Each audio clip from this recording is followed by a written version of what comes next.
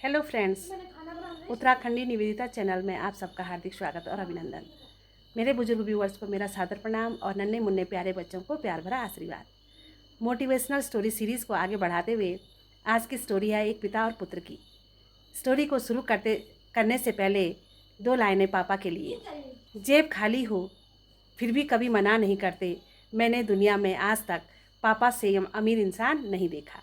जेब खाली हो फिर भी किसी चीज़ के लिए कभी मना नहीं करते, मैंने दुनिया में आज तक पापा से अमीर इंसान नहीं देखा। एक बारी एक लड़का रहता है, वह इंजीनियरिंग कर रहा था। इंजीनियरिंग करते करते उसने देखा कि उसकी क्लास में सभी के पास बाइक है। उसके मन में भी इच्छा जागी कि मैं भी क्यों ना अपने पापा से बाइक के लिए कहूँ। रोज़ बाइक के लिए जिद करने लगा। पापा ने उसे कहा कि बेटा आप अपनी पढ़ाई ठीक से करो, मैं बाइक ले आऊँगा, मुझे कुछ समय दो, मैं ले आऊँगा। रोज़ जिद करता, रोज़ पापा उसको यही बात कहते, रोज़ जिद करता, पापा उसको यही बात करते। 2 साल ऐसे ही गुजर गए। अब लड़के को लगा कि शायद पापा मुझे ठगा रहे होंगे। आज संडे का दिन था और उसने बाइक के लिए ताबड़तोड़ घर पे हल्ला बोल दिया। पापा ने उसे बहुत समझाया कि तुम पढ़ाई कर लो, अपनी पढ़ाई पे पूरा ध्यान दो, मैं तुम्हें बाइक ला के दूंगा, मुझे कुछ समय दो। लेकिन लड़के ने आज ठान ली थी कि मैंने बाइक लेके रहना है। गुस्से में पापा घर से बाहर निकले। लड़का भी बहुत गुस्से में था। वह भी उसने विचार किया कि मैं घर छोड़ दूंगा और वह भी घर से बाहर निकला। जल्दी जल्दी गुस्से में जब घर से बाहर निकल रहा था तो जल्दबाजी में पापा की चप्पल पहन ली और साथ में पापा का ही पर्स लेकर के चल दिया। गुस्से में उसे कुछ भी पता नहीं चल रहा था कि वो क्या कर रहा है।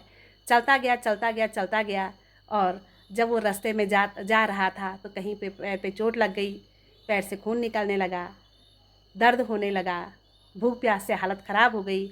लेकिन गुस्सा इतना था कि लड़का चलता ही जा रहा था। जब उसे लगा कि मैं चलने में अब असमर्थ हूँ तो वो कहीं बैठा, अपनी हालत देखी, पैर से खून निकल रहा था, शरीर पसीने से लथपथ था। अब उसको लगा कि हालत मेरी बहुत ख़राब हो गई है, मुझे थोड़ा डॉक्टर को अपने को दिखाना चाहिए। उसको पता था कि पापा का पर्स मेरे पास है, पापा का पर्स है, तो उसे लगा पर्स में पैसे भी होंगे ही और क्यों ना मैं डॉक्टर के पास जा कर के अपना ट्रीटमेंट पहले करा दूं और फिर अब घर से तो जाना ही है, घर में मैं दोबारा नहीं जाऊंगा, घर से मैं भाग करके आ गया हूँ, बहुत हो गया, मैंने घर में बहुत जाती सह ली है। पर्स खोलता है, पर्स में केवल उसको 100 रुपये का एक नोट मिलता है। फिर अपने पापा को कोसता है कि कैसे इंसान है, पर्स में केवल 100 रुपये रखा हुआ है और पर्स इतना मोटा बना हुआ है। फिर टटोलता है पर्स को, हो सकता है क्योंकि इसमें पैसे और हों, लेकिन उसको पैसे नहीं मिलते हैं। उसको मिलते हैं पर्स में कुछ बिल। पहला बिल जब वो खोलता है तो वो बिल था जो उसको पिछले साल पापा ने लैपटॉप दिलाया था, वो बिल लैपटॉप का था। बच्चे की दिमाग में कुछ बातें आती हैं कि यार पापा ने लैपटॉप ही मुझे उधार में दिलाया था। उसको पूरा वृतांत याद आता है कि किस तरह से मैंने लैपटॉप के लिए जिद की थी और पापा ने मुझे वो उधार में दिलाया था। फिर पर्स को टटोलता है बच्चा। पर्स को जैसे ही टटोलता है उसको राशन का बिल मिलता है, उसको और भाई बहनों के फीस का बिल मिलता है, उसको अन्य कई बिल जो कि पापा ने अभी पेड करने थे वो मिलते हैं, जिससे कि पापा का पर्स बहुत मोटा हो रखा था। अब बच्चे की समझ में कुछ बातें आने लगती हैं और फिर लास्ट में उसके हाथ में एक पर्चा हाथ लगता है। उसमें लिखा था कि पुराना स्कूटर दीजिए और नई बाइक ले जाइए, और कुछ उसमें ये भी लिखा था कि क्या क्या उसमें नई बाइक के लिए शर्तें होंगी। अब बच्चे की समझ में पूरी बात आती है कि पापा किस तरह से हमें पढ़ा रहे हैं, लिखा रहे हैं, हमारे लिए क्या क्या कर रहे हैं। बच्चा उन्हीं कदमों से घर की तरफ दौड़ता है, पसीने से लथपथ, पैर से खून निकल रहा था। पापा बच्चे को घर में नहीं मिलते हैं।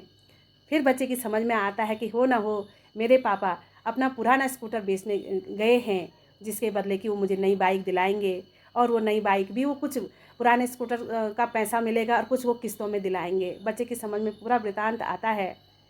बच्चा दौड़ता है, जो उसके हाथ पे पर्चा था उसमें उस बाइक वाले का नंबर, बाइक वाले का एड्रेस था, उस शॉप का एड्रेस था। बच्चा उसी शॉप पे जाता है, वहाँ उसको पापा मिलते हैं, पापा दिखते हैं, पापा के पैरों में पड़ता है, बताता है कि पापा आज मैं घर से भागने वाला था, ऑलमोस्ट मैं घर से बाहर काफ़ी दूर निकल गया था, वहाँ मुझे ये, मैं पर्स भी आपका साथ में ले गया था, लेकिन ये जो बिल हैं, ये जो पर्चियाँ हैं, ये जो देनदारी आपके कंधों पे है, उससे मेरा मन